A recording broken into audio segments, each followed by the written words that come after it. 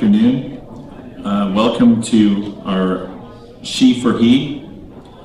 It's really exciting to have a new event. We're the Canadian Association for Equality, and we're looking to build a center for men and families. Today we have a moderated panel discussion and a Q&A.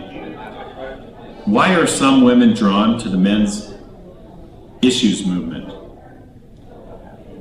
How do we build a cooperative movement of men and women aimed at fostering gender equality by endorsing the legitimate issues of all people?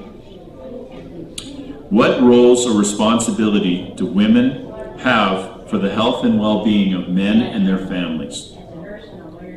You'll be amazed by the stories of these women. Each have their own reasons for supporting our charity, the Canadian Association for Equality.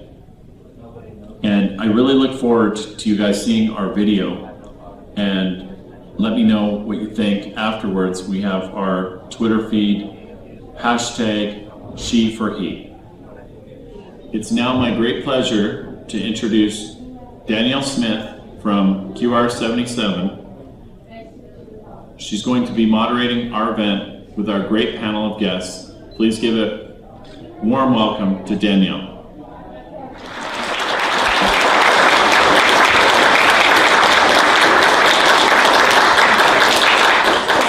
Because it's being recorded, some of you may not feel comfortable asking your questions on camera, which is perfectly fine. We've got a hashtag if you want to use it. I'll be monitoring the Twitter feed on it, so don't think I'm being rude looking at my phone. I'll be looking to see if there are any questions that are coming in that you want me to post to our panelists. So just use hashtag #SheForHe if you want to talk about what you're witnessing at the event, if you have any questions that you want me to see, and it will spell out for. So she, F-O-R-He, if you want to do that. Where does that come from? Well, there's a reverse. There's a movement of men that support women in the feminist movement called He for She. So it only makes sense that there would be a group of women supporting men in the men's rights movement. So why is there this veneer or undercurrent of radicalism in this movement? Well, I think some of it is misconception.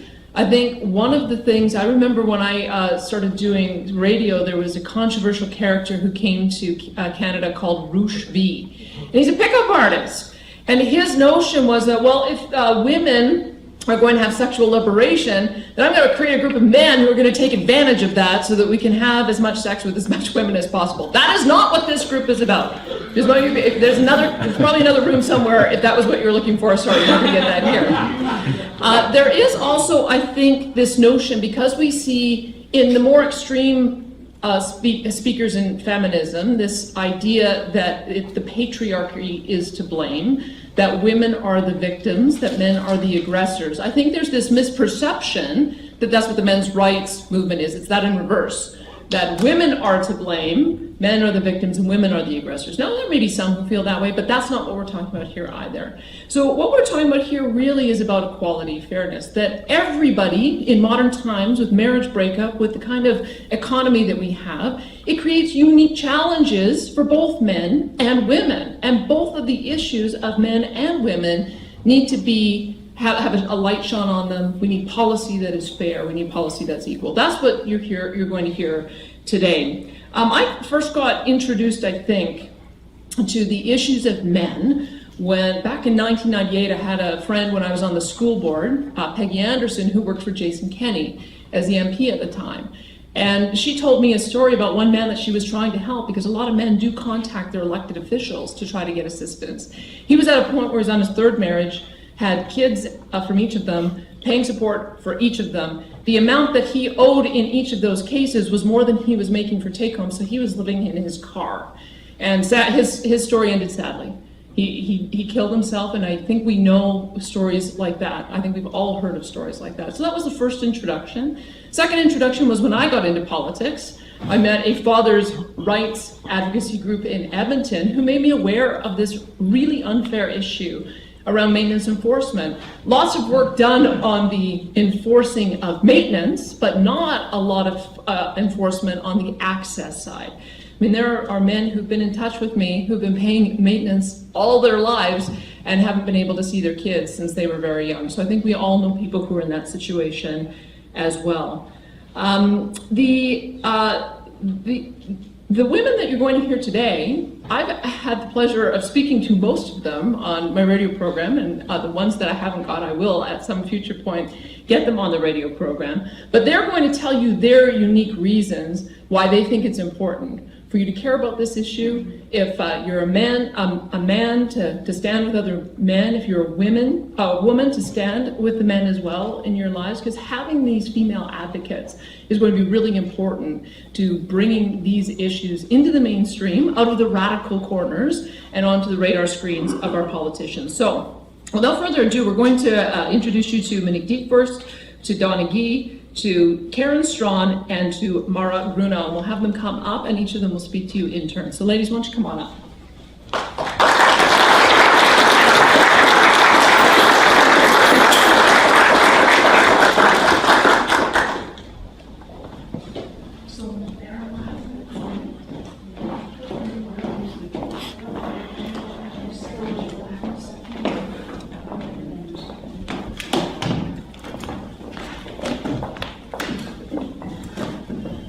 All right, is this working?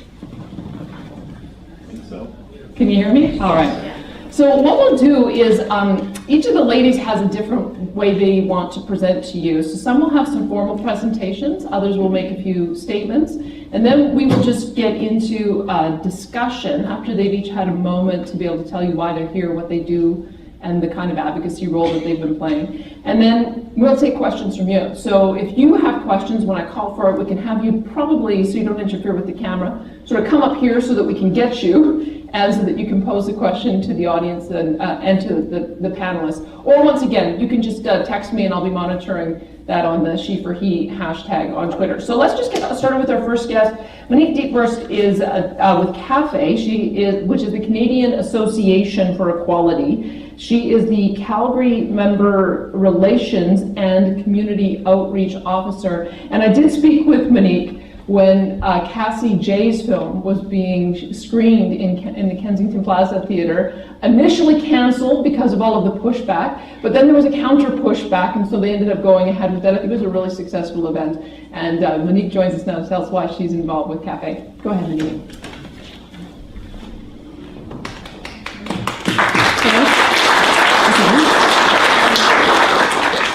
Hello, I'm Monique, and I'm the Member Relations and Community Outreach Officer for Calgary CAFE. We're not an MRA organization, but we do raise awareness of the troubling issues of men and boys. I think the expectation is I introduce myself and answer 3 questions. I'm combining these 2 expectations, and I tell you about my learning curve as I answer the questions. When I watched Karen Straughan's video on Earl Silverman, that was my red pill moment. It took a while to process while I connected that suicide to an earlier suicide in my life. I won't address suicide now, but I'm working on a chapter for a men's issues book. If I'm accepted for that book, you can read about the suicide there. First question, why are some women drawn to the men's issues movement? It's hard to generalize how women become interested in the men's issues movement and how some of us decide to take action. Some women have a personal experience with an institution such as a legal, mental, or healthcare system.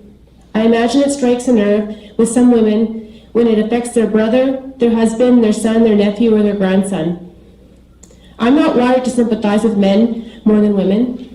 My natural inclination was to believe it was a zero-sum game.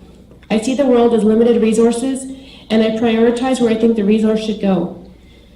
I think others are like me, and I sometimes see men accused of rape in the news and people rush to condemn him. They want to console the woman, and they do so for the right reasons. The media is usually extremely sympathetic to women. Picket lines form outside a courthouse before any evidence is heard, and men are fired from jobs and treated like a pariah before a legal conviction takes place. When a woman or sisters or mothers and it's their beloved son or brother are accused, it may be the first time that women feel a conflict between helping women and helping male family members. When the internal conflict comes up, women wonder why their son, brother, or husband's due process rights were violated and why their son was picketed and smeared without evidence. When it's a beloved male family member or even a male that we rely on to pay our bills, women want his trial to weed out the facts before he's smeared. In my case, it wasn't anything traumatic or a specific event that made me take action. I haven't noticed civil rights violations of my male family members. For me, it was a series of smaller events that happened over the entirety of my life. Figuratively, it was death by 1,000 paper cuts. It was the smaller injustices that were dismissed or waved away. People in authority and trust over me, such as teachers, friends, families, cops, bosses, could never explain to my satisfaction why the systemic injustice was allowed to happen. And they didn't do it on purpose. I contributed to the small injustices myself, and I didn't know any better. I reached another critical mass a few weeks ago when I was at a sentencing hearing. This second tipping point made me even more determined to make men's issues a mainstream concern. From various sources, I learned that Earl pursued activism as a source of healing from his own abusive marriage. Not surprisingly, he encountered brick wall after brick wall. He was a bearded guy who looked like a truck driver. He didn't look like the portrayal of abusive men I see on bus ads where you have a drunken man and a fist punching down with a presumably victimized woman holding her hands up defensively. So essentially, Earl told domestic abuse activists about his worst pain in his most vulnerable moment, and it's already awkward enough for a man to ask for help. When he was in the abusive marriage, he didn't know what to do if a woman poured boiling water on him while he was sleeping or slashed his arms with razor blades. If he called the cops, they would arrest him because that's what we teach the police. It's called the Duluth model, and police are trained to arrest the man in a disturbance, regardless of any evidence that the woman is the perpetrator. Earl tried to convince activists that men need better options than to leave their child with an abuser or risk a child abduction charge or stay and take the abuse. In return for opening up, he was told by a mainstream domestic abuse activist that she would believe one woman's story over 100 studies that showed evidence to the contrary. When Karen tells the story of Earl's abuse and the public rejection he got, she's candid, direct, and more factual than emotional. I think she gets to me because she tells concrete details and not abstractions about vague, emotional, dramatic claims on billboards and bus ads. A couple weeks ago, I went to the sentencing hearing that was for the sexual assault conviction. I was contacted by the convicted man's sister. She told me he was innocent, and she asked me to come to the hearing to show support. I didn't go to the trial assuming he was innocent. I don't want to believe anybody dogmatically, and I'd rather hear the evidence. I was not present during the trial or the appeal, but I heard the victim impact statements. I heard him give a statement too. I listened objectively to the statements, and I was willing to listen to what I thought was true. Admittedly, I compared the girls' and the mother's statements to past impact statements that I've heard and believed. About a year ago before this trial, I heard a victim impact statement I believed, of concrete detail. That rape victim brought up that she used 2 cold spoons from the freezer to stop the puffiness of her eyes. I think if I was a rape victim, I would also cry a lot, and the spoons seem relevant. This recent impact statement from this mother and daughter were not like that. They were abstract, theatrical, and the mother gave her statements before her daughter did, who was a supposed sexual assault victim. Apparently the first judge at this trial agreed with me when this guy was acquitted, but the vague abstractions won the appeal, and he's convicted on the postmodern idea that courts are now using outdated notions of what rape victims are supposed to act like. The one concrete detail that I did remember was that the girls and their mother posed outside for glamour shots, lined up with a hand on the hip and a smile. I'm like the first judge, and I believe in centuries-old notions that rape victims would need a couple cold spoons to stop eye puffiness. For the convicted man, the concrete details were his wobbling chin as he looked at his family in the courtroom and the 9 years he'll spend in prison. He told the judge very concretely that he didn't do the crime, and he told the judge that his ex very conveniently filed these accusations when he applied for custody of the youngest son. His separation from his family and the suffering his family will face is also concrete. He will be able to provide for them or spend time raising his children. To go back to Earl, he found a way to express his frustration concretely. He told a friend at a restaurant that trying to convince a domestic abuse advocate about male victims was like trying to convince her that the coffee cup is not a blue Mercedes convertible. The ideologue can even drink coffee out of the cup and still insist that it's a blue Mercedes convertible. When I was a feminist in school, I remember arguing with non-feminists, and I never won an argument. I thought the problem was me, and I didn't understand the pain. I thought I couldn't find the words to express women's oppression in the West. Flooded with guilt, I wondered if I was a terrible person.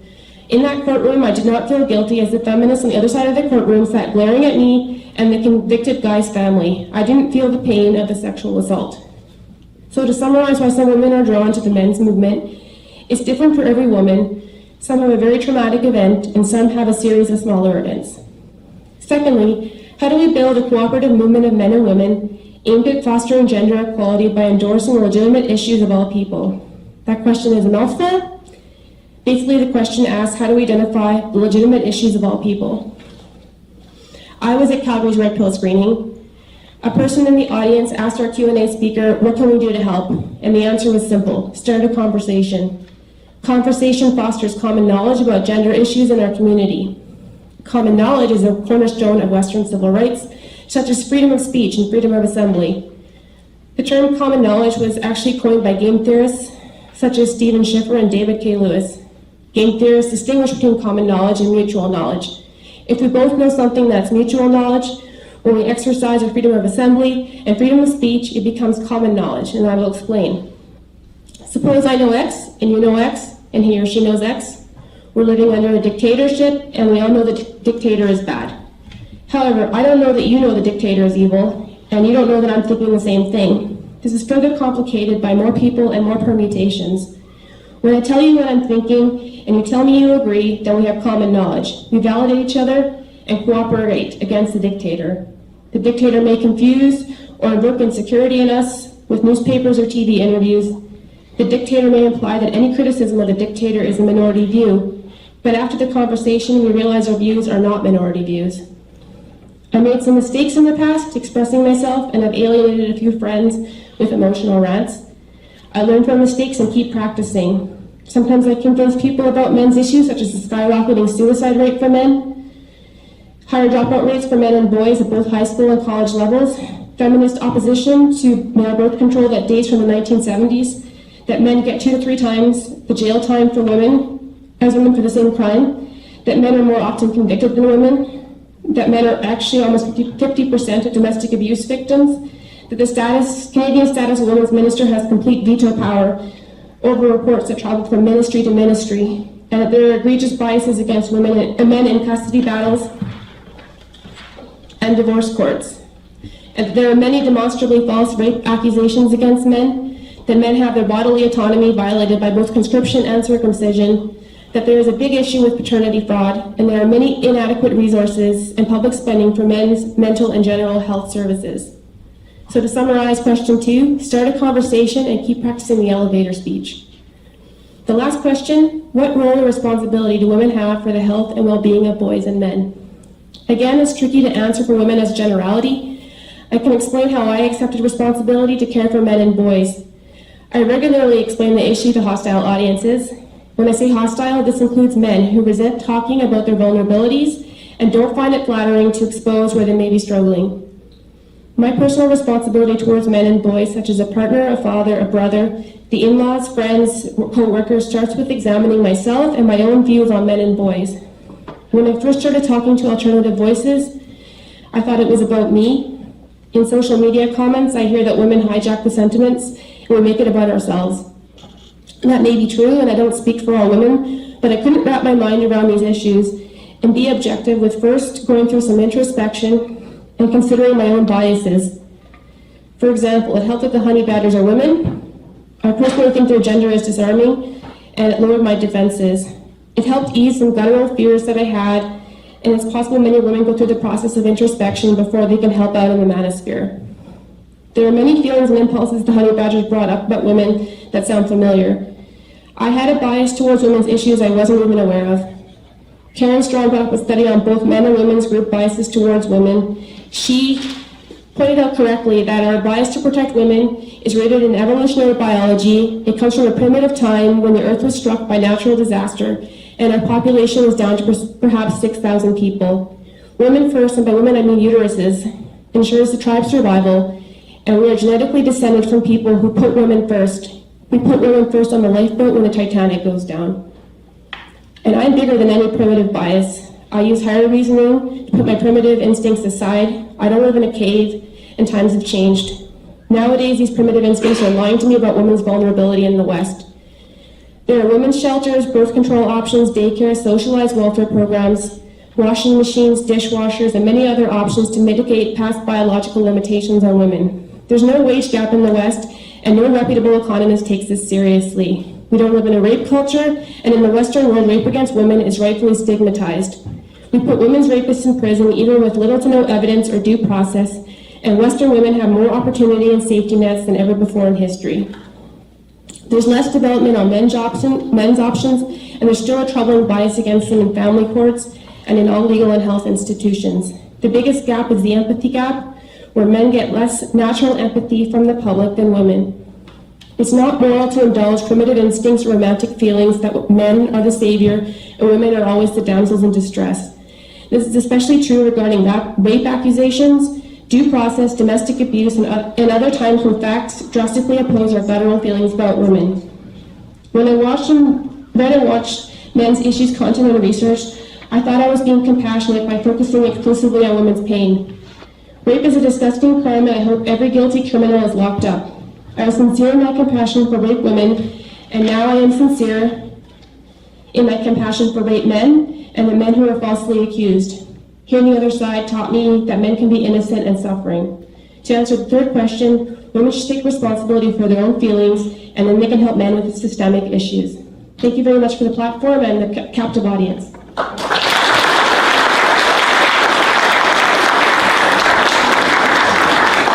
Thanks, Monique. Once again, that was Monique Dietworst, who is the Canadian Association for Equality Calgary Member Relations and Community Outreach Officer. So our next guest, so what you'll see as we go through is that there's different ways to be able to tackle and bring awareness to these problems. So Monique spoke from the perspective of somebody who is in a support group. Our next speaker is a nurse. I don't know if you're still practicing nurse though, are you?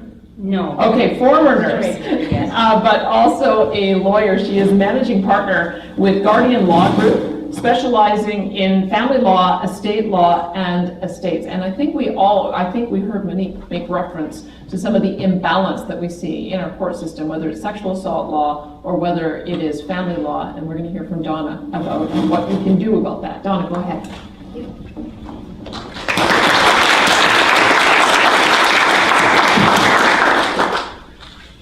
So I was told we have about 10 minutes. I'll start my little timer on my phone. I may be a few minutes over, but I'll keep track of that.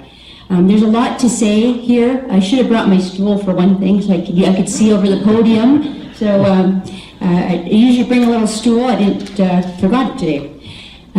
There's a lot to say, so I can only briefly talk about a lot of things, but after this, we're open to questions, and we're also open to talking about this after this session is over as well. So just want to say, first of all, that I welcome the opportunity to be a part of any conversation that promotes understanding between men and women.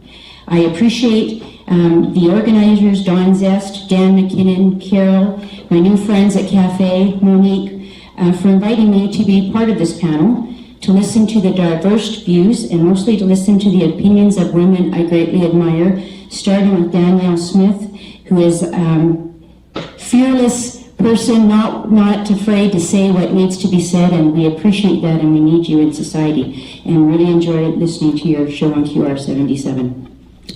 I also am very proud to be part of the panel of educated and very vocal women here, my co-panelists today. I am a registered nurse, as Danielle had stated, and a lawyer. And when people ask me for medical advice, I usually tell them one thing: seek a second opinion. And as someone who's worked in both law and medicine, I can tell you with confidence I have worked with a lot of men and women. As a nurse, I learned that young men are often involved in accidents, old men wait too long to seek treatment, and all men liked it when I told them to turn their heads and cough. Wait. As a founding and managing partner of Guardian Law Group, a full-service law firm, most people around me are men as well, and we have a lot of chances to deal with people and their legal and other issues, and I'll touch on those today. There are obviously differences between the way men and women process information. Men are like Donald Trump, and I'm just generalizing to be funny, that's all. They want to get their opinions out and let the court of public opinion be the judge. Whereas women are like James Comey. We take notes, we're just gathering information for the next trial, knowing that the cover-up is what's going to bring them down. Women need to be heard, men need to be understood and respected. The positive impact of fathers on children and fathers in society and men is I have some statistics that some of you may have heard, some of you may not. The well-being of children when fathers are present, and these are, I can give you our sources for these after the event, after this, but I don't have enough time to tell you each of the sources.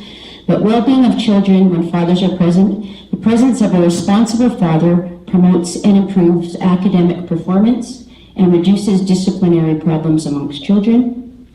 Preschoolers or actively involved fathers have stronger verbal skills. Children with actively involved fathers display less behavioral problems in school. Girls with strong relationships with their fathers do better in mathematics, which may eventually end the age-old question of what 6 inches really does look like. Boys with actively involved fathers tend to get better grades and perform better on achievement tests. And research shows that even very young children who have experienced high father involvement shows an increase in curiosity and in problem-solving capacity. Father's involvement seems to encourage the children's exploration of the world around them and to build confidence in their abilities to solve problems. And we all know that in this world we all need more problem solvers. Highly involved fathers also contribute to increased mental dexterity in children, increasing empathy, less stereotypical sex role beliefs, and greater self-control. And we could all use more self-control as well at times. And when non-custodial fathers, that means that children from homes of divorced families, when non-custodial fathers are involved in their children's lives in meaningful ways, the children are more likely to get the A's in school. In high involvement at the early childhood level, frequency with which parents interact with their younger children, such as how they read, tell stories, play with your children, these are very also key in the development of children. So part of this is for learning how to communicate with your children in ways that women, we all know, are essentially stereotypical, better communicators. We like to talk, we like to cuddle, we like to do all those things that we see as nurturing. But men have a unique role in talking and doing nurturing in their own ways, spending time with their children, playing with the children. And play is one of those areas that men have a specialty in. Women are too busy doing other things many times, and I'm speaking as one of them. Men have the ability to play with their kids, take them out, teach them in other ways. Find your own way to communicate with the children. That's your own style. We're not trying to no one says you should parent in the way a woman parents, but you have a unique way of parenting that is important. Just want to mention a couple of other statistics. Children that grow up in families without significant father figures and fathers in their homes. The children are 4 times more at risk for poverty, 2 times greater risk at infant mortality, 2 times more likely to suffer obesity, 2 times more likely to drop out of school, and things we may suspect as well, more likely to use drugs and alcohol, to have behavioral problems, commit crimes, etc. But I think what an interesting fact is, through studies, has been the religious aspect of children and fathers in the home that was surprising to me. Mothers and fathers who attend church regularly, 33% of their children will end up attending church regularly. Mother who attends church regularly, but father does not attend church at all, 2% of their children will end up attending church later on. And 60% of those children won't go to church at all. But the interesting thing I found, fathers who attend church regularly, even if the mother does not attend church, 44% of their children will end up attending church regularly, and only 34 will not. So It just shows the influence that men have on the families in ways they probably didn't realize they had before. Our demographics are changing. The Huffington Post reports that only 20% of American households, and we have the Canadians are very similar, only 20% of households consist of intact, normal family, normal that we thought may have been normal down the road, with married couples with children. Okay, only 20%. So this means that we have to adjust to different family structures, blended families, step families, all different types of families. And what is important is not where a child may live on a day-to-day basis, but a person's and a father's and a mother's integral role with their children, whatever that looks like. The key to remember is it doesn't always mean living with them and waking up with them every morning. It could have many, many different forms, and we deal with this all the time in our practice.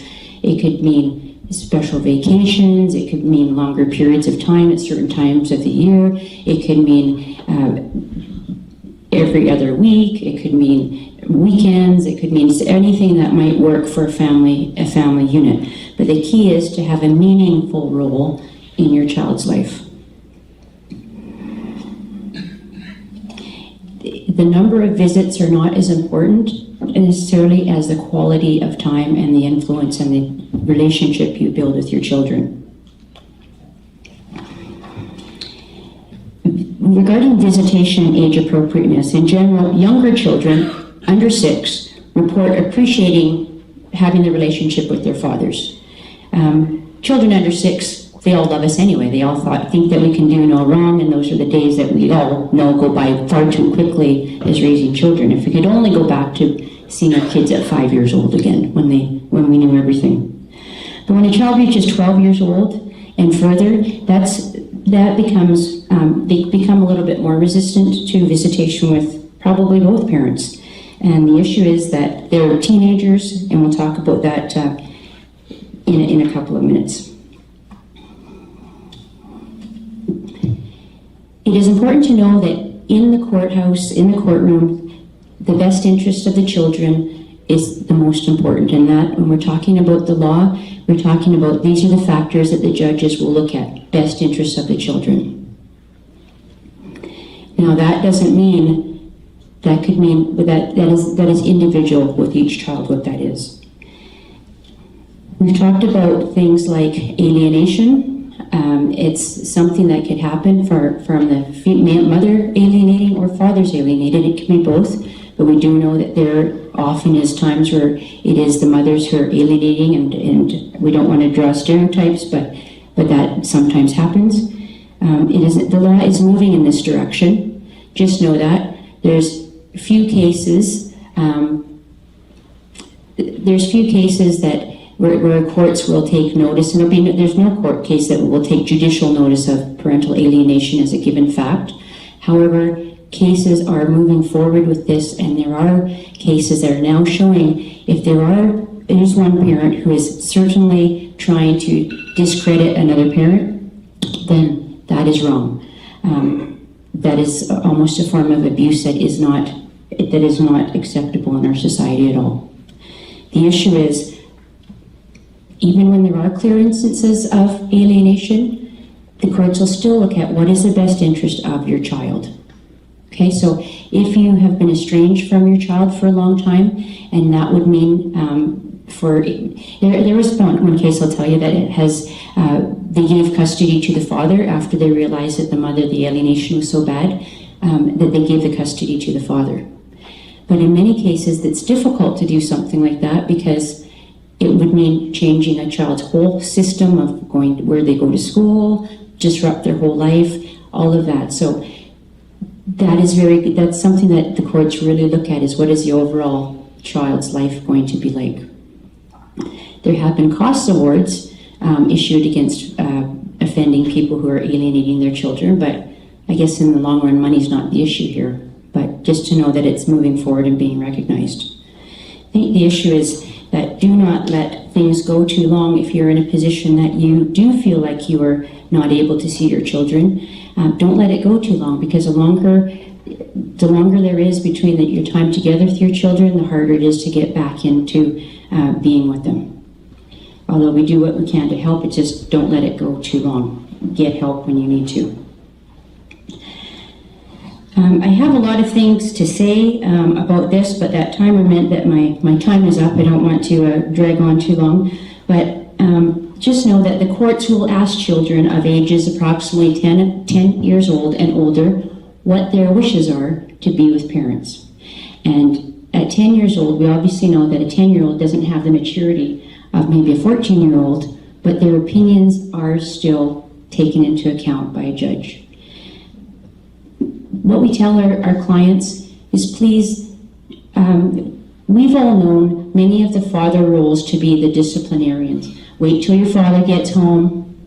So father's on his way home from work, and he walks in the door expecting to hug his kids, whatever, and instead the kids are afraid of him because we were told that wait till your father gets home. Those types of roles, such as disciplinarian, etc.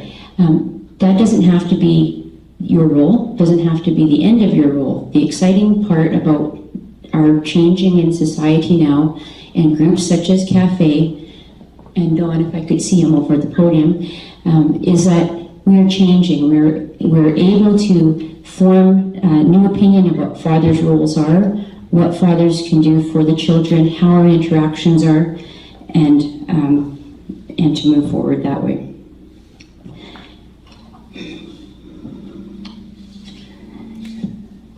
Fathers are taking on a more holistic role, not just a provider, not just a disciplinarian. But the more engagement and participation in a child's life you have, makes your relationship much more holistic and much richer with your children, more than just going to work and putting food on the table. Please take this opportunity to enjoy the time with your children. Make your role what you want it to be. Learn new ways of communication with your children that can be in things such as going to movies, going on holidays, snowboarding, playing sports, reading poetry, anything just know that be creative in the ways you communicate with your children, but just be there and have fun with the children. That's very important. Please also know that anything in frustration and anger in the divorce process is a frustrating period. It's probably the hardest time in any of our lives that we would have to go through. There are frustrating times. There are times of anger. There's times of confusion. Please watch whatever you send in text messages, emails, communications, what you say in front of your children, because they always remember that. Those text messages and emails will be in cyberspace for an eternity, and you can't take those words back. We see that all the time, and that's an issue that we have with men or women. Things said in haste or said in anger. Please before you press send on that message, please plan on it being on a big screen in the middle of a courtroom with the judge looking at that and making their decisions accordingly. So if you could just take that as a word that we usually deal with, we often have dealt with in our practice. I just want to say also, as the past president of the Canadian Bar Association National Elder Law Section, I also deal with men who are seniors, men and women who are seniors, and dealing with their issues as men, as seniors as well. And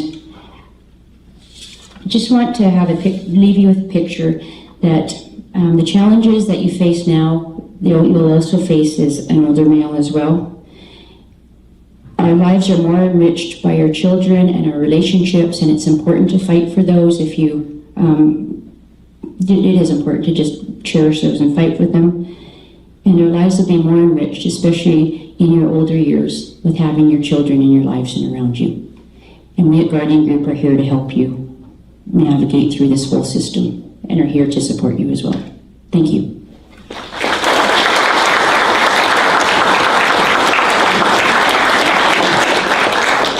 Thanks, Donna, and I'm sure that everybody has 100 questions for Donna. Is that working? Can you you guys hear me on that all right? Okay, perfect.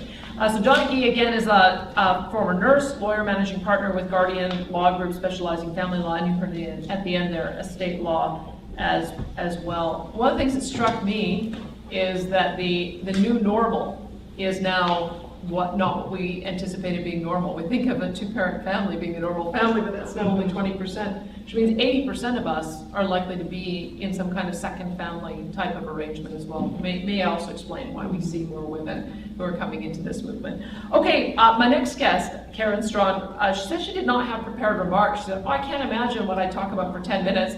We talked for 20 minutes on the radio yesterday and we ran out of time. So I'm sure she is going to be able to fill the time. But one thing, I will take some of her remarks because she told me about this term honey badger and I didn't know what that was. So somebody sent me a video. She described it on the air. If you haven't seen this video, you should go on and see it. It's a 3-minute video of what a honey badger is. It's a little badger that goes after the larvae in beehives. And they show this picture of it getting stung about 100 times and it just keeps on going. And then another image of it attacking a cobra. The cobra, it hits it, it's poison, falls over, is out for a couple of minutes, then comes back up and eats it again. So that is just how fierce a honey badger is. And it's why the women who have joined this movement call themselves honorary honey badgers. So Karen Straughan, if you want to look at her blog site, she's been blogging for a number of years now. Girl Writes That is the place to find her. She also does YouTube videos which are incredibly well watched. One of them in particular, over 1 million views. And she joins us now to talk about why it is that she joined this movement.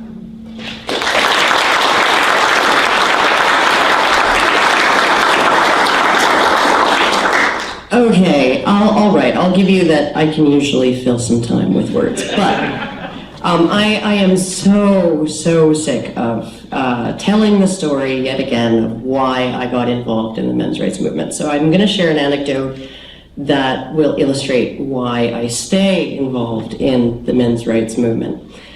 And so it was a Sunday morning, and I think I was on my second cup of coffee and 10th cigarette, and just checking my emails, and I get this call, and it's from Saskatchewan, and I thought, oh, it must be one of my fellow honey badgers, Alison Tiemann, calling me from her home in Saskatchewan, so I picked it up.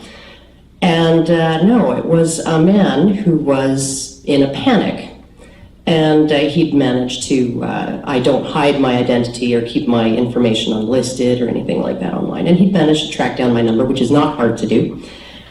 And his brother, who lives in Alberta, northern Alberta, was in trouble and was currently under arrest. And this man was just absolutely, he had no idea what to do, how to help his brother. And so the story was, from the gist of it, what he told me was that his brother was, let's just call him Jim for simplicity. Jim was married and had 2 kids with a woman, and a few years back, she abandoned the family. She had always had drug problems and alcohol problems and was kind of flaky, and so she just took off. Didn't tell anybody where she was going or what she was doing, and he did not hear from her again for about 2.5 years.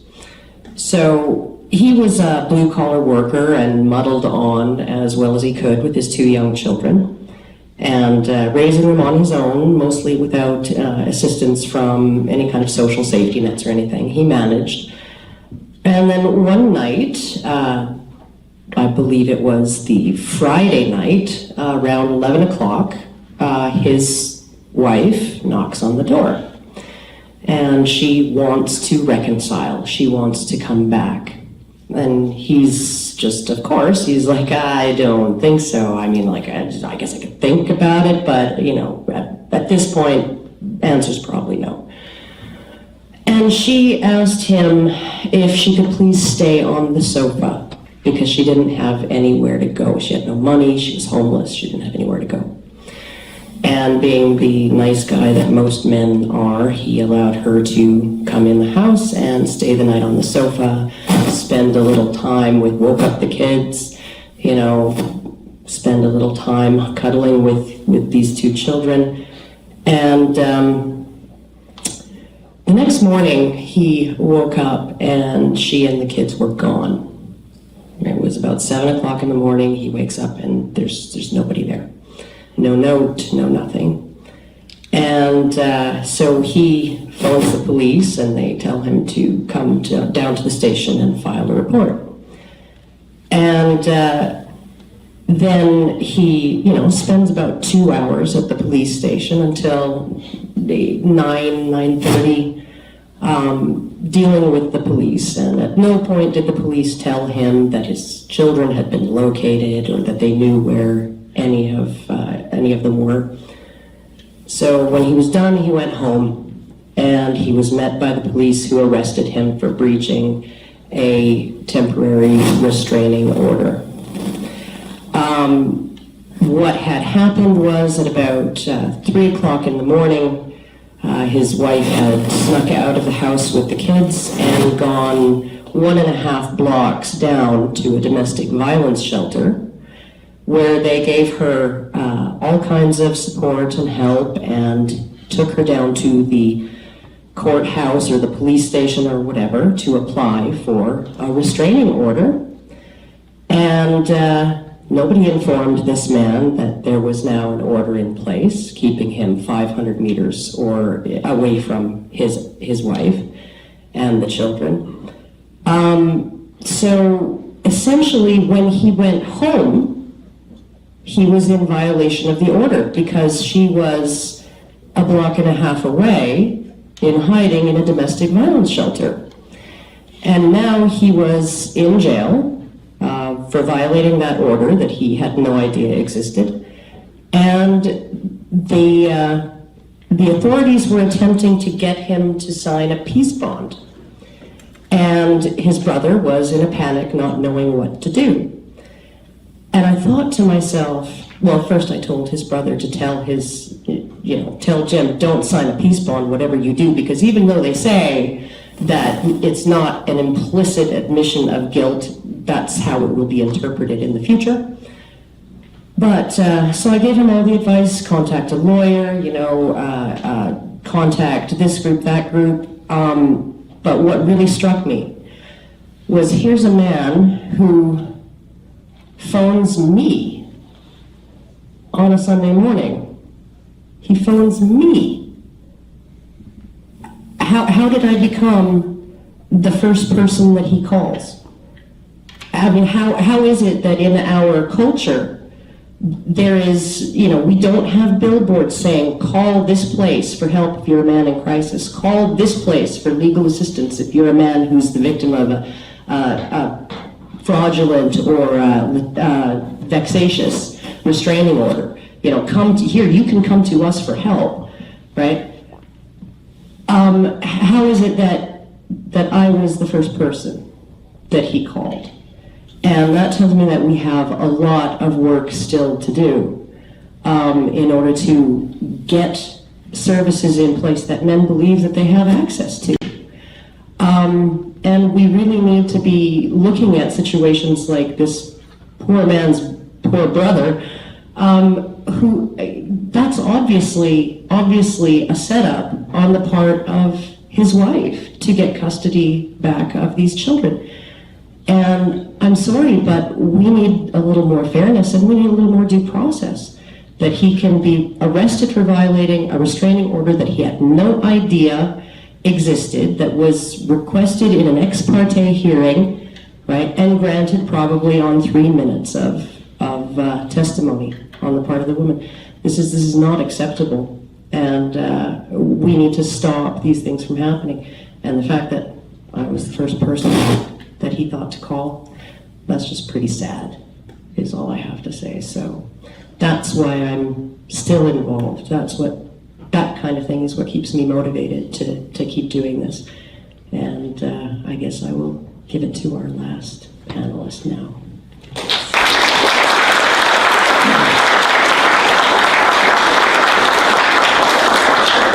Wow, so that is Karen Straughan. So you can see why she's got popular blog and popular podcasts and so many questions. Donna, I'm just gonna put you on the spot after we get to the Q&A. I'm just gonna let you know, what in the world should that poor man have done in that situation? Because he does need obviously some legal advice. And how could the court system allow for something like that to happen? So we will get to you in just a minute on that question. But I think that Karen raised such a great point about where are the social services? Where are the social supports? Now, when you think through the number of people that you know or you know of who have committed suicide, I can tell you from my perspective, they're all men.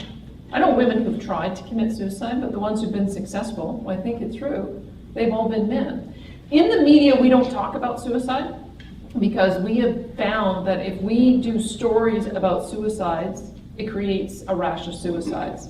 But that means that we're also not having the conversation about how this is disproportionately something that is afflicting men as well. It's one of those ways, if you don't identify a problem, how do you resolve it? Well, our next guest is going to help us understand that. Mara Bruno is a Master's in Public Administration. She's the Executive Director for the Center for Suicide Prevention. And she joins us now. Mara, thanks so much for being with us.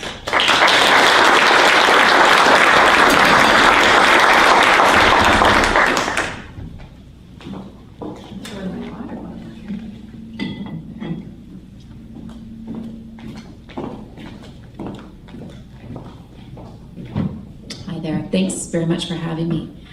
I just want to start with a bit of a story, just to kind of put suicide in Canada in perspective for you. So imagine a jumbo jet flying in the sky, about 400 people on board. The whole plane is full. Now imagine that plane crashes. Everyone on board dies. Now imagine that happens again next month. And the next month, and the next month, until that happens every month for an entire year. That's how many people die by suicide in Canada every year, the equivalent of 12 jumbo jets. Around the world, more people die by suicide than in homicide and war combined.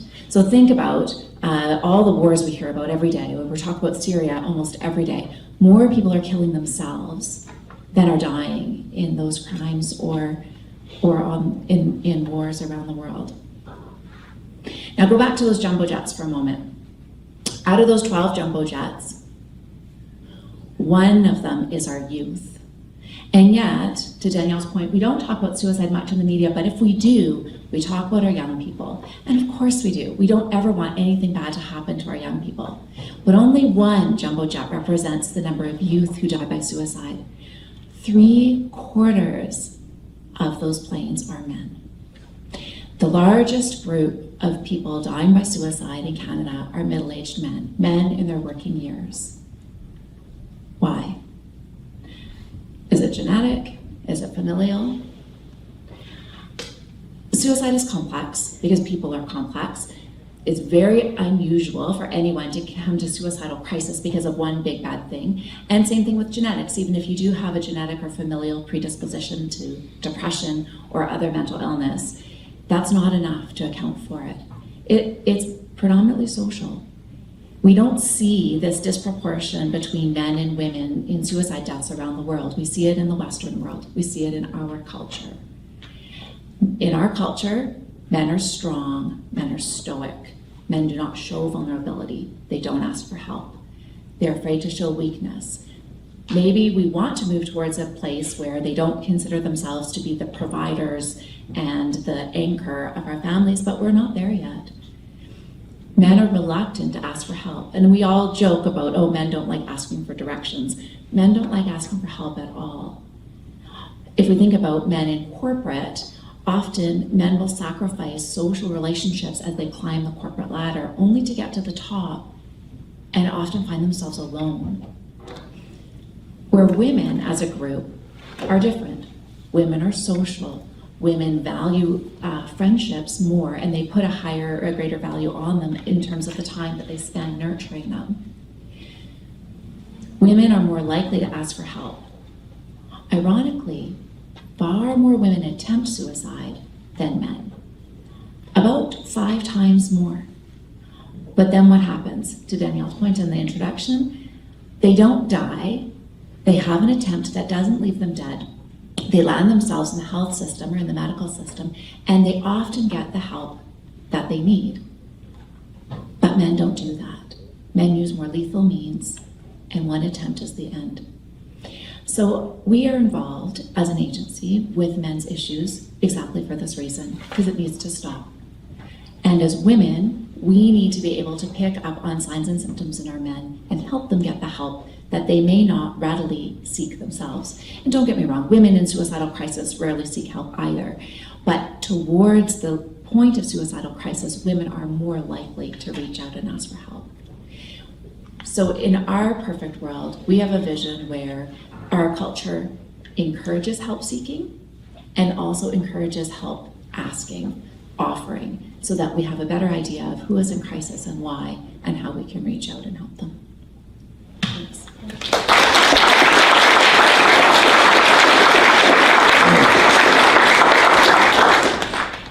Okay, so this is going to be just a little tricky now that we're done. So we have one mic that is going to be passed between our panelists. If you know how I do my show, I always like to defer to audience questions and comments, because what I see and observe might be quite different than what you see and observe and want an answer on. So I will say, we'll start a panel discussion, but anytime someone wants to intervene and change the course of direction, ask a question, just come up here, stand beside me, and then you can pose that question. So we got lots to talk about here, as you can tell. I've been monitoring Twitter. You guys are shy today, so nobody is putting anything on the she for he hashtag. If you want to, keep in mind, I'll keep on monitoring that. But now that we're into the Q&A session, by all means, come up here, and if you've got some questions, then we can get started on them. I'm going to begin where we ended here with Mira, because one of the, pardon me, just in case, I've been telling everybody, just in case you didn't remember who each person was, so that you can make sure that you pose your question to the right person. So Mira Bruno is the Executive Director for the Center for Suicide Prevention. So Mira, you said that, talking about warning signs that we should be looking for, and it sounded to me like the warning signs in men might be different than the warning signs in women. So give us an idea of what we should be aware of if we think that there might be a man at risk in our lives. Sure. So in general, when we talk about warning signs, one of the biggest flags is a change in behavior. And you want a marked change in behavior, not just a little change. So if the person is typically depressed and melancholic, and then all of a sudden they seem fine, they seem better, that's a flag. But the opposite is true as well. And if you see people who express suicidal thoughts, and they can be just really casual in conversation, like, oh, you'd be better off without me, or I am such a burden, or I don't have long for this. Pick up on those. People don't just say those. And I mean, just check yourself. Do you ever say that? It's not a common thing to say. Those are things that need to be addressed, and you want to address that directly. Most people who come to a suicidal crisis are experiencing some mental health concern, and the vast majority of those mental health concerns can be wrapped up in depression. And we use that word so frequently now, it's hard to understand really what it is if we're thinking about it in clinical terms. But when we're thinking about depression, we often think of the withdrawal, the melancholy, the sad, the lack of energy, the apathy, I can't get out of bed. But we do a good job of putting on a mask, and men are very good at putting on a mask. So you're going to want to look for things like lashing out, volatility, hostility, substance misuse. And again, that goes back to the change in behavior. As a man, the man might be drinking all the time, but maybe that's normal for him. Like maybe that's the regular level of consumption that he has. But then you see a spike, you see an increase. That's what you're looking for as the difference. So it's not just drinking, because that's too hard to quantify.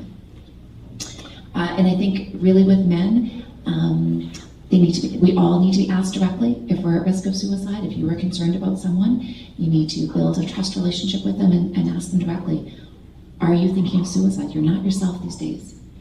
I see a lot of stress in your life, or I see that you're not, enjoying the things that you used to enjoy.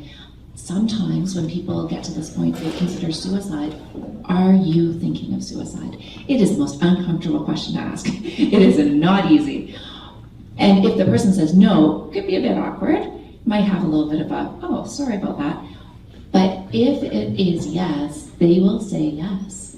Research shows that they will say it, but they can't unburden it themselves, so you need to offer it to them. Okay, thanks for that. Can you hand over to Donna? And you know what, ladies, if any of you want to weigh in on anything that you heard another panelist say, just grab the mic. So Donna, I wanted to go back to... Could I interrupt for a moment? I used to do mental health and psych units, active psych units as well. If I could just add a little bit to what Mara says, and I fully support everything that you have said. We have dealt a lot with people when they came onto the units with what they call suicidal ideation. So they had made a plan that they were going to drive out to Banff and they're going to put the car thing, I'm not giving any ideas out here, but we're driving out to Banff in the beautiful air, putting the hose in the car and carbon monoxide icing themselves, whatever the case may be. Interestingly, not to make light of it at all, but I would say at least 75% of all the cases we had planned to jump in front of the LRT. So I'm thinking the poor LRT drivers that are going to work in the morning, just on a Monday morning, you don't know how many people are planning to jump in front of the train that day. That seems to have been a common thing. But that's one thing we found as well, is that they started almost a sense of relief at the end of the day because they seem to have a plan. And when you see that out of the chaos, they suddenly seem very calm. That often is a very bad sign. Because they've made the decision. They've made the decision, they make a plan, and they're planning to act it out. So that's when you really need to be involved, like Mara says. Okay, let's just go back to the other issue that Karen had raised, because you can understand why men can get to a sense of despair when everything is stacked against them in the kind of scenario that Karen talked about. Is that unusual for things to move along that way? Is that unusual for someone to be set up that way? And then essentially have their whole life thrown over on essentially a he said, she said type of situation without really any due diligence. Well, without even the he said. Well, yeah, the she said, she said. These are always very difficult questions to answer because in law, we hear what's posted in the newspapers, we hear one side of a story, we hear not necessarily all of it, and I don't know the facts of your case, Karen, and I can't ever know what those facts are. And the system isn't perfect, definitely. Whether it's and I go back a little bit to medical and legal because I see some similarities in both of them of what I've seen in the administrations of both. In the medical system, if you have a patient that is a potential risk to themselves or others, they'll err on the side of safety on behalf of the medical field, and we expect that from the medical people. And we'll keep someone perhaps in hospital a bit longer to make sure they're safe. Put it in the context of the legal system now, where we don't always know all of the facts. A judge is going to be sitting at the front of the room, and they're going to have someone state, so-and-so did this to me, this to me, this to me, or there's a potential danger to my children or to myself. And the judge has one side of the story only. It may not be 100% correct. They don't know. They have one story in front of them for that day. And they have a choice of, there may be 10% of the people that may come in front of them, and I don't know these statistics in any way, I'm just using that as an example. I would say that it's probably something that might be fairly accurate. Say 1 in 10 or 10% of the people may come to make false accusations. That's not a right in any way, but we do know what happens. So if you're a judge in sitting there and you have 10 people in front of you, how do you know what that one person is that may be lying, that may be making up the story, that may be embellishing? You don't often know. So what they grant in the court system is what they call emergency protection order, which is a shorter term protection for an alleged domestic violence or some kind of violence. That's a temporary thing that's meant to go back before the courts, where you have both parties served and both parties to be able to make response to that. It's the only system we have right now. It's not perfect, but domestic violence is never acceptable by either side, and we do know that there are males and females who are perpetrators of abuse. It's never acceptable. But neither is false allegations and embellishing before a court of law as well. And sometimes we have to wait till the process of law happens with both sides of the story at a later date before we can get and flesh out all of it. Can I get, Karen, can you comment on where the change needs to come from? Because I think we just heard from Donna, if we're expecting the change to come through the courts, it's a pretty long, arduous process. Is the change to come from politicians? Is the change to come from abolishing women's studies departments at universities? Where is it that we need to get the societal change coming from? Well, that change, the abolishing women's studies, would be an end in and of itself, that a good goal to aspire to, even if it doesn't make other change. But I think, honestly, what has to happen is we have to have an honest look at how the system is structured in terms of, because what we have here is we have this whole body of laws that govern people, most of which are gender neutral.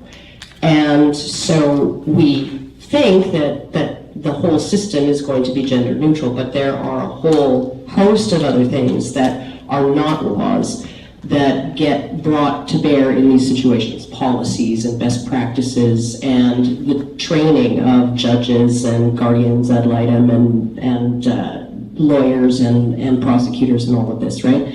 And police that are not as gender neutral as the laws that are being enforced. And in some cases, you know, with something like the Duluth model of domestic violence, most of the policies surrounding enforcement of that are going to be heavily, heavily gendered, and often involve, in many jurisdictions across the U.S. in particular, there are specific predominant aggressor policies that take from the Duluth model, which is a model wherein the presumption is that the abusive party is the man. That's how domestic violence works, and an abusive woman abusing her husband is an anomaly. It's an irregularity. It just really doesn't happen hardly ever. And so when police are responding to domestic violence incidents, they're going in assuming that the perpetrator is the man and the victim is the woman, and so they have to see a great deal of evidence to push back on that assumption before they'll actually arrest the female perpetrator, or choose not to arrest the man who's called for help. So what we need to do is we need to take a look at policies. Policy is not law. It doesn't get debated in Parliament a whole lot. It doesn't have to go through the same process of transparency. It's usually designed by an ad hoc committee of hand-appointed, hand-picked individuals who are all considered experts. And then once it gets in there, it's really hard to extricate because it isn't something that you can just repeal, right? And so I think that we need to look at the entire totality of the problem and not just say, well, we can just pass a law. No. Passing a law is not necessarily going to uproot any of these policies. So, and it's certainly not going to eliminate the bias, the informal biases of judges. And when you do look at what Donna said, in terms of, the judge has 10 people in front of them and they're going to err on the side of caution, right? What I would like to see is actually judges to have a side of caution in terms of wrongful imprisonment and wrongful detaining and all of those things as well.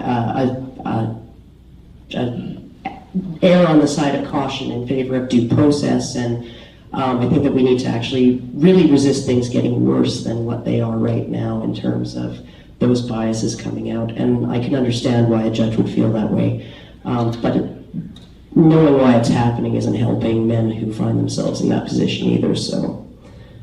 Did anyone else want to comment on that? Okay.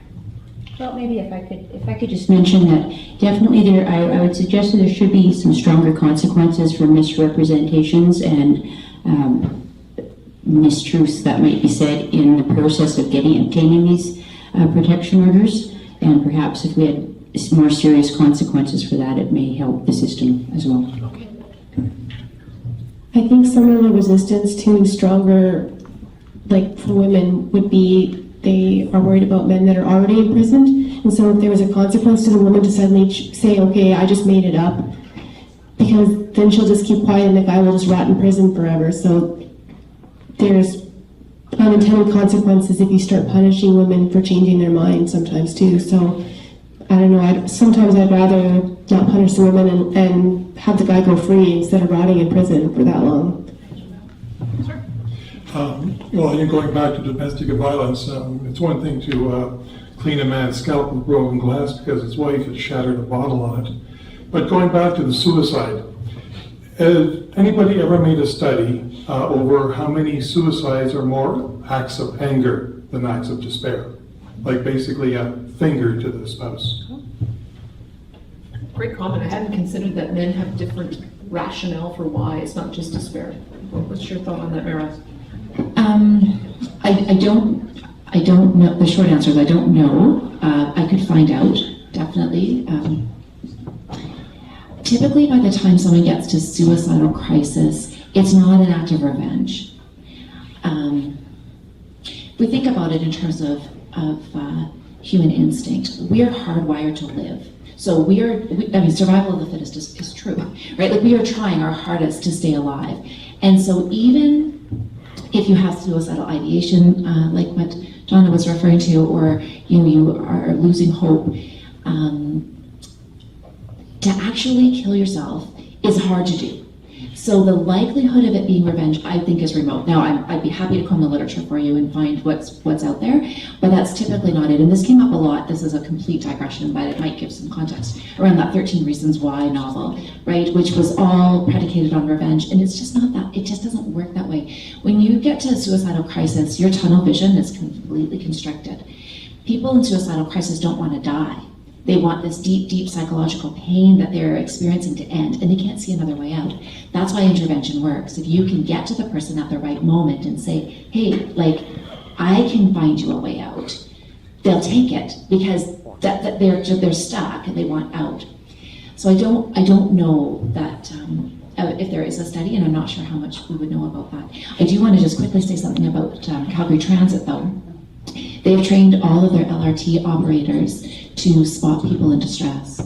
And we've done an enormous project with them because, to your point, for the train operator, I mean, how to bring on PTSD in a hurry, right? I mean, it's just a horrific, horrific experience. And also for the people in distress. So they have done this fantastic training session where they do it on an ongoing basis, where the operators are scanning for people who may be at risk. So just since we're getting a line of people for questions, if you would just say who you want to direct your question to, and then anybody can weigh in on any of the answers. But we'll go to the next question. I'm a researcher into parental alienation, and I'm also a member of the International Council on Shared Parenting. So I guess I have a few points, and I'd like Donna to comment on them. Because I have dealt quite a bit with legal involvement in parental alienation. And so first I wanted to maybe dispel a few myths or to ask Donna what she thinks about these. One is that we have just seen some recent academics peer-reviewed studies that show that children will rate an abusive parent higher than they will rate an alienated parent. And so that is a very excellent diagnostic tool for determining whether in fact alienation is the main factor in the so-called estrangement of a child. Secondly, estrangement is when a child has actually been abused or neglected by a parent. And so we do not use the legal term estrangement when we're dealing with alienation, because alienators have an unwarranted reason for removing a child's relationship with the other parent through a campaign of denigration. EPOs, emergency protection orders, can be achieved by going to the courthouse. If you're a woman and picking one up, you do not need any evidence. So that's also problematic. The best interest of the child is in policy. That's the UN Convention of the Child. It is not in practice. And so judges are making determinations of custody based on their own biases rather than the shared parenting or equal parenting priority, which is what children actually need in the absence of neglect or abuse. So lastly, I just wanted to mention that a lot of this information already is known and has been known since 1999 when the Canadian government commissioned a study called For the Sake of the Children. And it was an exhaustive study that came up with a number of recommendations that would have resolved a lot of these issues of alienation. And it was promptly shelved and never looked at again. Sorry, I have one last quick point, and that is that alienators, we now know, are usually suffering from personality disorders, and money is also a huge incentive. So anyway, I'm finished, and I just wanted Donna to maybe comment on the state of the legal system, because I think it is inherently flawed.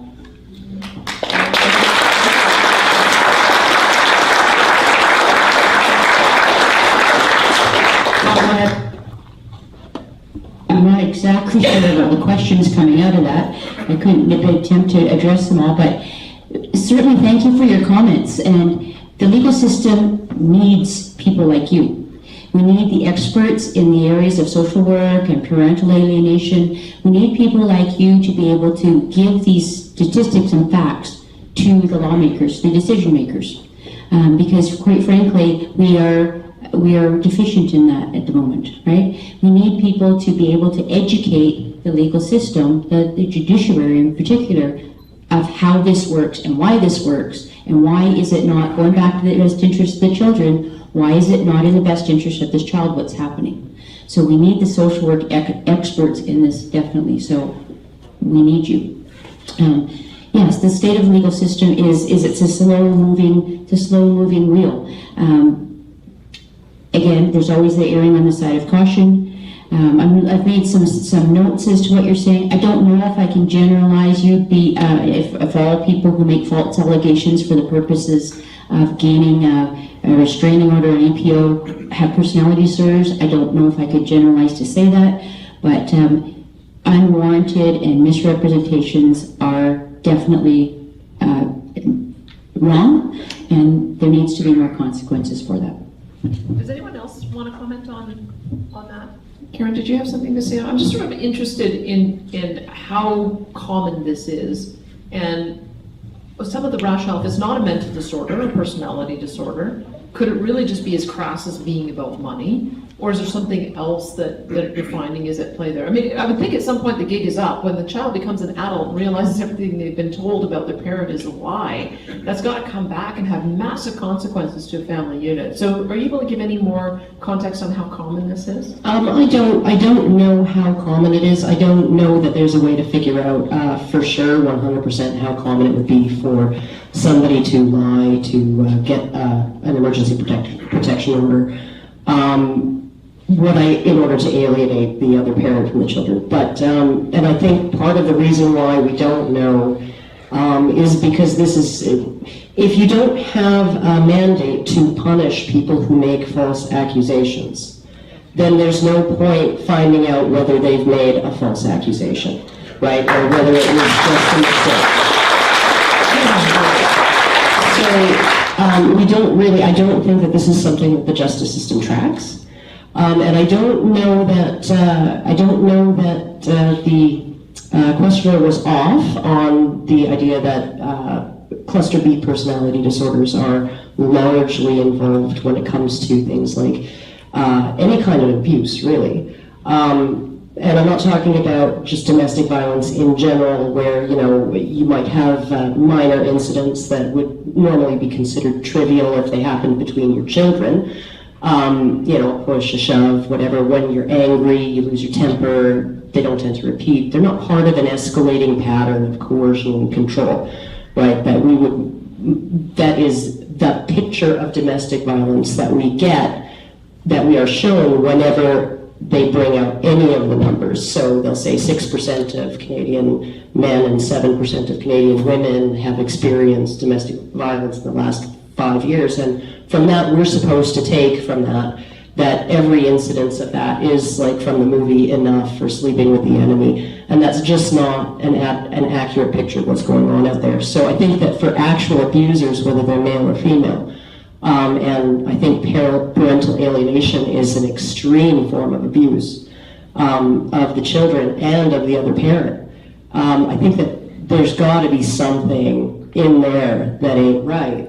that would drive somebody to behave in those ways, to want to abuse, violate, and completely destroy another human being like that, whether it's ongoing abuse within a marriage or whether it's this kind of thing after a marriage breaks up. So, Thanks for the context. Okay, May I make one comment on that? Yeah, please. Just regarding alienation, we're still having to understand what it is.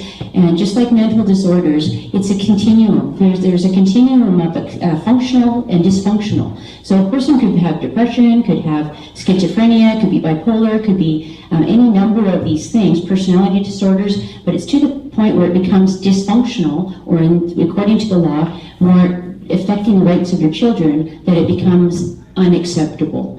And so alienation can happen so easily that we don't even really realizing what we're doing. Any parent can do that. How often has someone been angry at mom or dad or said, well, you know, if your father would only not be so cheap and pay for those new jeans for you, we'd get them for you, right? Oh, if mom only would allow us to go out and have that chocolate, we could have ice, go out for this, right? Little things like that that's all alienation, but you know, at what extent does it get to be where it's extremely harmful? I mean, it's never good. I'm sure it's never good, period. But we aren't perfect as humans or parents. But we have to watch what we say to our children of those little things that we may not think mean anything, but do. And then we'll cross the line at some point if we don't stop ourselves. great point. Okay, so once again, just say who you want to direct your question to, and anyone can weigh in on the answer as well. Thank you. Thank you all for coming. My question is actually for Karen. So about 2 hours ago, I was at City Hall, and a member of Antifa called me a fascist, which means I think I must be doing something right. Yes.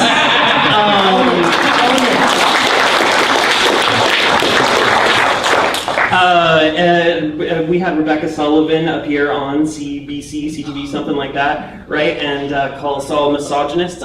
Maybe not all of us, but probably 98% of the people in this room. How do you fight against such accusations? well, I don't think that, I mean, there's no point in fighting against something like that. I mean, I guess, you know, with Rebecca Sullivan, when she made those allegations about the Red Pill movie and the men's rights movement, and essentially on CBC, without any hard questions being asked of her by the interviewer or being asked to back any of it up with evidence, said that MRAs are mostly about getting men their natural rights, meaning, and I'm almost quoting verbatim here, as close as I can from memory, meaning if only we could have sex with whoever and whatever we want, whenever we want to, then maybe we wouldn't have to rape you. Right? So that is the characterization that she has placed. Well, of course she hadn't watched the movie, but that's everybody in this room, according to a women's studies professor at the University of Calgary. Anybody who supports CAFE, anybody who likes my videos. So I mean, like, what do you even do with that? Where do you even take that, other than maybe just like agree and amplify? Oh yeah, no, I know when I'm talking about, you know, a boy's right to bodily integrity and how we need to, you know, re-examine circumcision as a practice. You know, what I really mean is that I want any man to be able to grab me in the aisle of the grocery store and just, you know, drop my trow and just have a go at me, because, you know, that's what I'm after, is his right to have sex with whoever and whatever, or, you know, if he wants to do it with a piece of cheese or something, that would be okay too, you know, whenever he wants, right? Because that's what I'm all about. I don't know about you, but I think it's, I mean, so you just kind of have to really help people see in perspective how ridiculous something like that is, you know, and then when the interview said, oh, well, maybe that's why it's so controversial. Oh, that's exactly, yeah, it would be controversial if anybody actually felt that way. But, so yeah, that's how I do it. Other people might, you know, want to actually defend their position, but I just take it all the way to the extreme. So. Can I get Monique to weigh in on this? Because Monique, I think you came from the feminist world. Can you talk about this notion of rape culture? Because almost every time you talk to a feminist, it ends up devolving to that. And I have never taken women's studies courses, so I haven't been indoctrinated in that viewpoint. I don't even know what the premise of it is, where it comes from. But can you maybe just shed some light on that? It comes from a comfort level, I think, for women. I didn't have much education, or like I come from a very working class background too, so it was my first exposure to postmodern ideas, and it really preys on women's natural, like I think our biological fears. So it just it just has some explanation, or they'll tell you that the impulses that you have are part of the outside world, but actually it's something that women have inside, like fears, and there's biological reasons why women would be afraid of rape more than men. I mean, women historically, we have a lot more investment once there's that kind of thing happening. We are pregnant for 9 months, and we have to lactate for 4 years, and so we would require a long time investment of males to have our children. For men, they're just that instinct to be afraid of that, I don't think is there for women. So I think that's where it comes from. I think it's very primitive, and it's not really representative of the world that we actually live in. So it's just more, very primal, I think, and that's why it appeals to women that don't.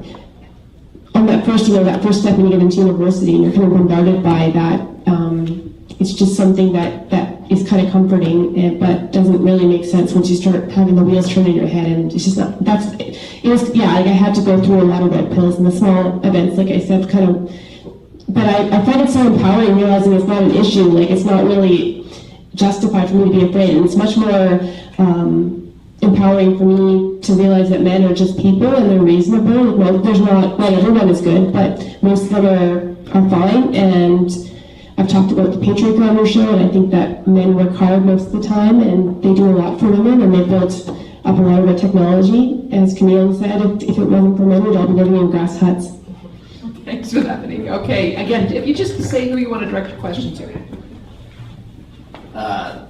To be honest, this is very difficult for me to be up here.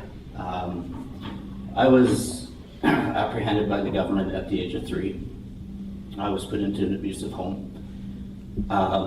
My mother physically abused me, locked me in the garage, -40, pair of rubber boots, Tabasco sauce in the mouth. Since that time, I've encountered many forms of abuse from women, and I appreciate that there are women who listen. The misconception that men don't like talking about their feelings is not true. For myself, most of my closest relationships are with women.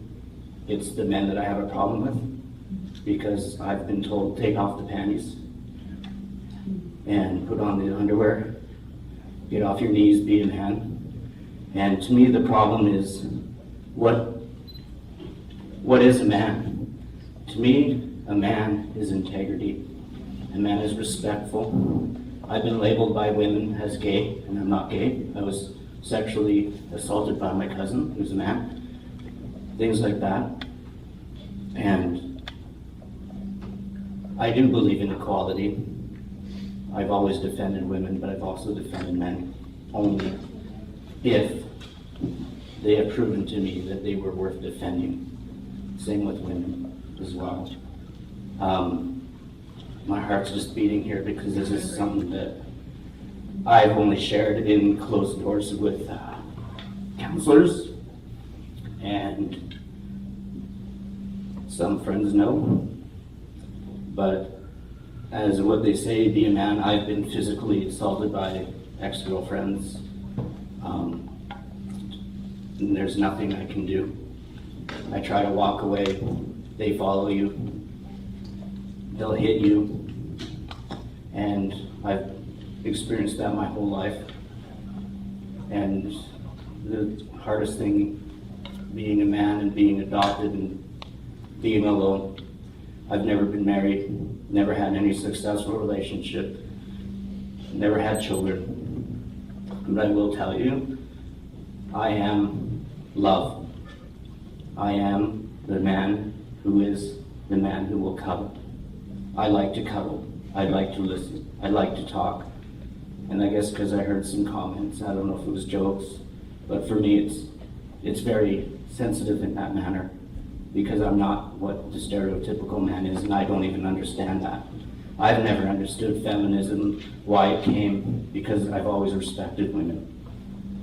And it's just women have not been respecting me, because if you stand up as a man, you're labeled an abuser, and to me, that is not a man.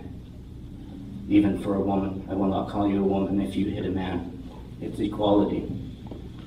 Great, both sides, I've experienced that.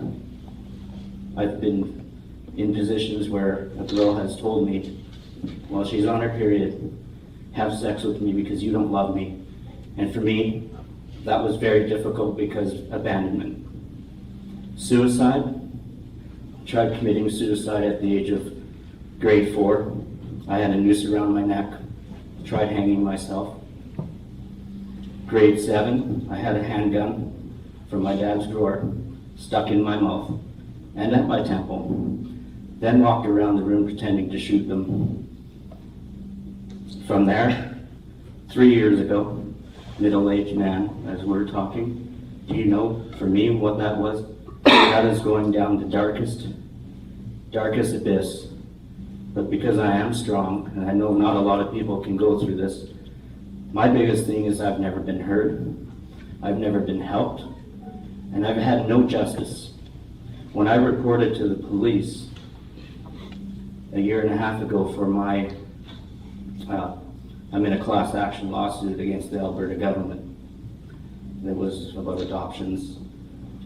I had a policeman say to me, he goes, well, I know you didn't make this up, you've been writing. He goes, I'm a writer too. And then the idea that it was okay to abuse a child with Tabasco sauce, I don't care what people think.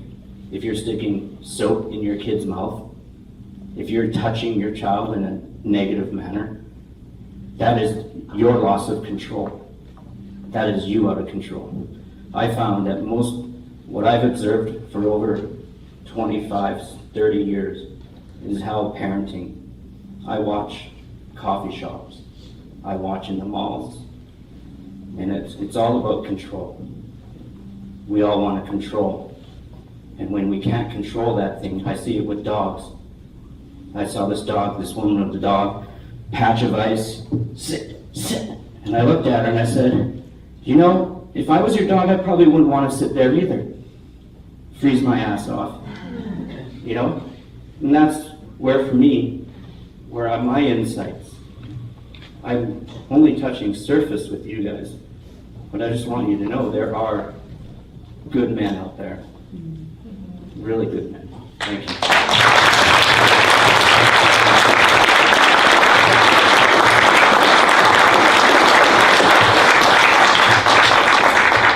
Someone give that man a hug. Thank you so Can I much. say, Donna, that we have the Canadian Center for Men and Families in Calgary now. We have an office donated from a very reputable psychology clinic, and Dr. Dan, he's the director of CCMF Calgary.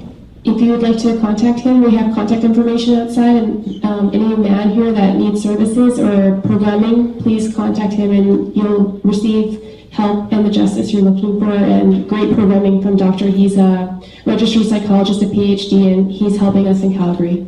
Thank you for that. Can we maybe just talk, for anyone who also may have experienced something to what our last speaker just said, are there other resources? Because I think you can just hear the frustration that you report abuse doesn't get addressed, there's a long legal process to go through, but it's the support as well, it seems to be lacking for men. Can you comment on that? For sure. And I just want to start by apologizing to that last speaker. When I talked about the characteristics of men and the characteristics of women, definitely talking about men as a group and women as a group. We know as individuals, we span the spectrum, and people land on the spectrum wherever they are, because we are all unique. But in social science research, unfortunately, we group because that's what we do, which is sometimes not helpful. In terms of support, there are a lot of agencies in Calgary. I think all the speakers have touched on it today, and that is our social service system does definitely lean towards women and children. It does. This is systemic. This is not a secret. There is a new movement afoot amongst social service agencies to really look at men, and especially in family situations where we want to bring the fathers back in. And there's a lot more initiative being taken now. But back to what Karen was saying about policy, and of course how policy feeds into law, we are going to need some changes. If you are looking for help, where we say the best place to go is the distress center. And if you dial 211, 211 is a social service line, and you will get a registered social worker. And that social worker uses a database called Inform Alberta. And Inform Alberta is a database that looks at all of our helps and supports in the entire province. You can go on the website and look at it yourself, but it is cumbersome and archaic and really hard to navigate. If you call that social worker, they will do it for you. And it can be anything from, I've been evicted, I don't know where to go, to I cannot get my visitation. I don't know how to navigate the system. I can't afford a lawyer or what have you, and they will help you with that. It's also a crisis line. You can call the Distress Center crisis line, or you can call 211, and if you're in crisis or if you're worried about someone in crisis, that social worker will help you as well.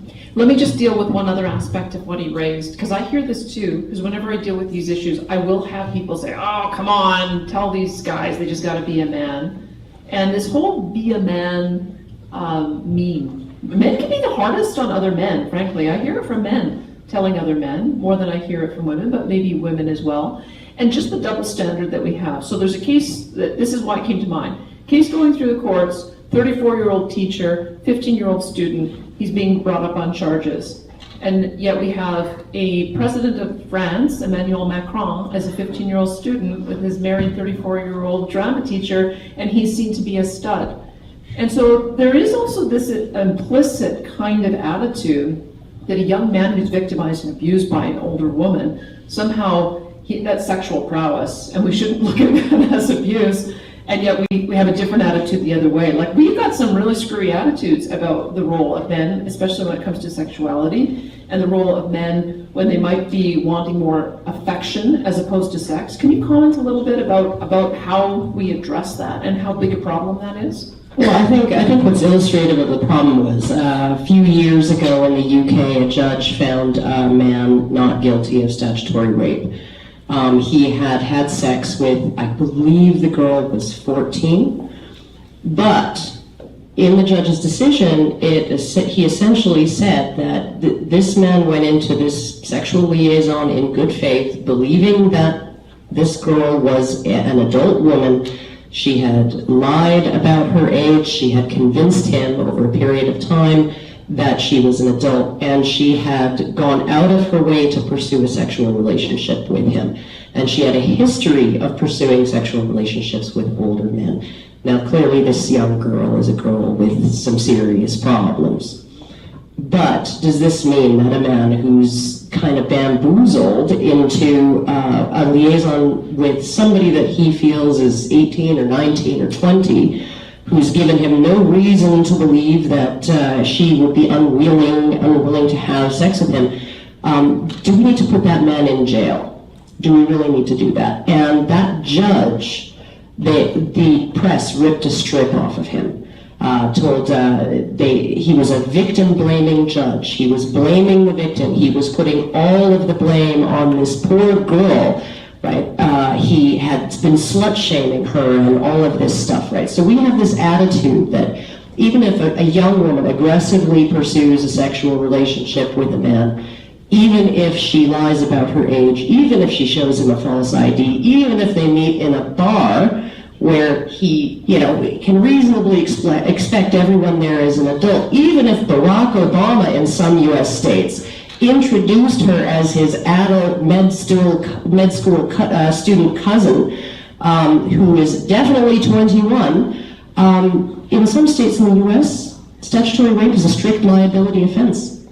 So your reasonable belief that this person is an adult does not matter, right? And so we look at things. These are all laws that have been designed to protect women. And when you talk about women convicted of statutory rape of young boys, that's not where the law came from. There was no law preventing that kind of thing up until relatively recently in most legal systems. In the UK, rape is still something only a man can do to only a woman.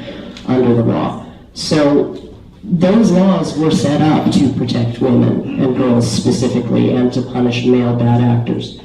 And so honestly, I think we're almost, it's almost a miracle that we've come so far with laws that originally existed that excluded men completely and only protected women to where we are now, where a teacher can get, serve some prison time, maybe on the weekends for having a liaison with her 14-year-old student. But yeah, we have some really messed up attitudes. Those are old attitudes and they are changing. What about the be a man kind of message that comes to men? I think that one of the hardest things in terms of dealing with that is when you look at beauty standards for women, right? And you see how women are with each other. And women are much more likely to harshly judge other women for, their makeup, their style. Right? All Some of you those gals are things. thinking that. Right? Okay, then men are, of course, right? But that's not to say that women are the ones who have set the standards by which they are going to compete with each other and judge each other, right? Just like with the man telling another man to take off the panties and put on the big boy pants, it's generally women's standards that those men are enforcing with each other, right? So it's everybody's problem. And when you see women enforcing those standards on men, it's usually much more quiet or it's behind closed doors because they're enforcing that standard on their husband. In the house, they'll tell him he's pathetic, he's useless, right? You don't work enough, or you don't earn enough, or she'll shame him in small ways. It's not grow a pair of balls, and take the panties off. It's not you're a fag. That's not what women say to their husbands. They use different means to get at men's self-esteem. So I think that we need to take a holistic approach, just like we would do in terms of the pressure women feel to be beautiful and young and all of those things. We don't look at it as just women doing that to each other. We look at the whole picture of why that happens, and we need to look at the whole picture of the be a man meme and not just hold men accountable for reinforcing standards that they're not necessarily setting themselves. Great point. Don, did you want to get in here? Are you cutting us off? Yeah, I think we've got about one more question we can answer. Sounds great. Sorry we can't get to all of it. We've got Mark Dearholm, who is candidate for Ward 13. I know, because I spoke with him this week as well. Mark, go ahead.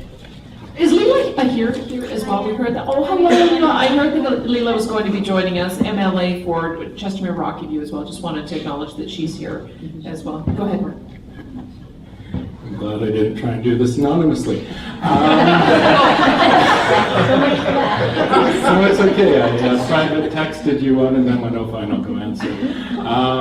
So first off, after the last gentleman, I do want to say, thanks, my question is going to end up being to Karen, but thanks to some people like Theo Fleury, who took public stances that you can say, hey, they're an alpha, and yet they were abused. And as I went through my divorce, it wasn't physical abuse, it was a different issue, and those are harder to quantify. But it isn't just the weak that it happens to. Theo Fleury succeeded very well in life. I even once in my Icarus moment challenged Danielle Smith for leader of the Wild Rose Alliance Party. So it can happen to everyone, but she's choking, so we'll give a 2-second thing for Donna, which will let Karen. So Donna, when I signed my divorce papers, Lucky with the when I signed my divorce papers, I feel I was encouraged to lie. Because there's a piece of the paper that says, is this an equal, and is there any abuse, and is there any of this? And I know from female patients as a healthcare provider, we're trained to look for abuse. And we must report it actually legally. But there's no such training to push that for men. But then legally, I know that women that sign those papers, they know that if they say, wait, yes, there was abuse, they know there's a whole bunch of help for them. It will make their divorce process easier. Whereas me as a man, I'm told that it will just prolong the process and it'll be too difficult to prove, and I'm way better off saying no. So hopefully I can't go to jail for this. I lied on the papers. I said no. But the question for Karen is though, is not culture upstream of politics? And someone asked what we can do to change. And so wouldn't it be, for those not willing to stand up and speak publicly, even as simple as sharing videos, likes, the policy stuff, as much as he's a annoying guy, there's people like there's people out there changing the world. And on this issue, you're one of them. So even just subscribing to your YouTube channel, as if that might be the only... Do it if you're not already. Also, Patreon. Did you want to speak to his? No, his filthy lies during his. So, Mark, if you're saying that you felt that you had to lie on your whatever it is, I don't know the document you're talking about. I don't have any more details. Often the law, it's just, we need some facts and more context around that. But if you're talking about on a statement of claims for divorce, it says has there been abuse or adultery? You can check off those boxes if you want. You don't have to in order to get a divorce in Canada. You have to be separated for a year. So there may be other reasons why you may not have wanted to do that, but your legal counsel would have been able to help you with that. So no, we don't encourage in any forum to lie, especially in the legal system. We're not encouraging anyone to lie, so we need more detail on that. So I don't mean to evade your question, I just don't know enough detail, but no, a lawyer is not to encourage any of his clients or her clients to lie. These are rules that lawyers and officers of the court are supposed to live by. We try to. We know that just like with men, just like with women, lawyers are a mixed bag too. I have had some excellent experiences with lawyers who have just been really wonderful and helped me out in a lot of ways and always stayed on the right side of sort of the ethical line. But I do know of some cases. A friend of mine down in the States, his ex-wife told him one day that she was quite proud of herself because when she was filing for divorce, she had a social worker on one side of her and a lawyer on the other, both advising her to say, well, he hit me, because it would give her such a head start. And she was very proud of herself that she resisted that and didn't lie in her documents when she filed. So, and we do know there was a case just recently in front of a panel of 5 judges down in the U.S., a state social work agency, I forget which one, I forget which state, you can find it online, it was crazy. And these judges were absolutely flabbergasted. The social workers for the state, the group, the body that represents them and is their professional accreditation organization, was arguing and had been arguing for years in court, and this was the culmination of that they should not be expected to know, and their members, to know that it's not okay to lie in court, right? And they, instead of just saying, okay, well, you're right, you caught one of us lying, they actually fought a huge appeal case saying, well, we shouldn't actually be expected to know that perjuring ourselves is not right and it's not within our mandate as social workers. So, I mean, there are some hilarious things going out there. Not everybody who's a professional is going to be 100% above board. I'm sure that there are tons and tons who are, but there are going to be bad apples in every group. So. And I'll just say, when we were having our conversation about this yesterday, somebody sent me a note saying that the courts would not sign off on their agreement because they came up to terms on the financial side that was lower than what the guidelines were. So he's just said, well, we just decided to stay married for the last 4 years, rather than put something forward that's going to be punitive to one or the other. So we've got a court system that's not keeping up, I think, with some of the reasonableness that we're seeing in families, and it's creating an environment where it's combative. One of the things with me was that I wanted to essentially waive child support in return for my husband's share of the equity in our shared home, because I knew he wouldn't be able to buy me out. I wasn't really in a position to buy him out without going into serious debt. We could not continue to co-own the home. And when I looked at the amount of equity that he had and the projected child support, right, that, you know, I wanted to just say, well, I'll just fair, even trade, right? You don't owe me a penny in child support, you hand over your portion of the house, what little it's worth. That would not have flown with a judge. A judge would not have gone for that. And so I ended up having to go into debt. He ended up with a child support order hanging over his head and a ton of arrears by now since I haven't taken any measures to collect that, so. So that might be topic for another day for you, Don. Please thank our guests, Mara Grunau, Karen Straughan, Donna Gee, and Monique Deetforst.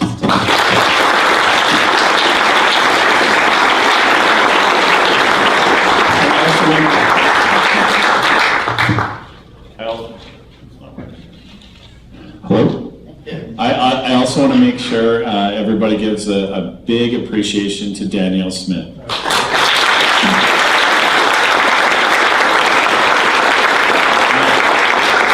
Something we don't want to lose sight in here is support for our social service programs for men, children, and their families. We didn't just have this event just to have a Q&A today, unfortunately. We do need funds for services, and we are looking to do that. If you can go on our website at equalitycanada.com and click on Support Us, you can go through there and donate to us. All of our proceeds right now are being used 100% to further our cause, and we really appreciate each and every one of you for coming out today.